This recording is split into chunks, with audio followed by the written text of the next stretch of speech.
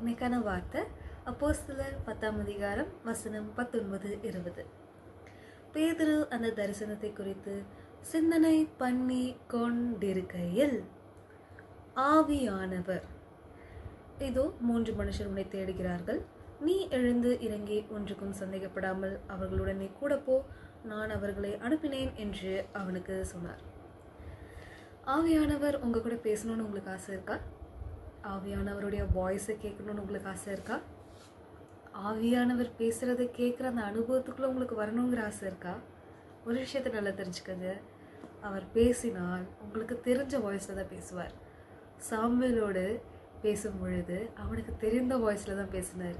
உங்களோடு பேசும் பொழுதும் உங்களுக்கு தெரிஞ்ச வாய்ஸில் தான் பேசுவார். பேசுகிறவர் எப்போ பேசுவார் தெரியுமா? இந்த அதிகாரத்தை வாசிச்சா தெரியும். பேதுருவுக்கு இயேசு கிறிஸ்து ஒரு கனவை தராரு. அந்த கனவுல என்ன சொல்றாரு? தேவன் சுத்தமாக்கினவைகளை நீ தீட்டாக எண்ணாதே என்று கர்த்தர் சொல்றாரு. அந்த தரிசனத்தின் மூலியமா பேதுருவை திருத்துறாரு.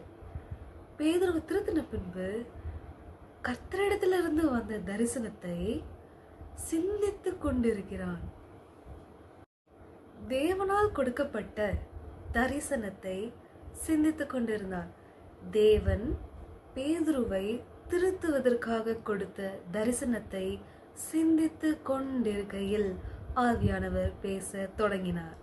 இன்னைக்கும் நம்ம கையில ஏசப்பா அவருடைய வார்த்தை நிறைஞ்ச பைபிளை நம்ம கையில கொடுத்திருக்கிறார். அவருடைய பைபிள்ல நிறைய கடிந்து கொள்ளுதல்கள் இருக்கு.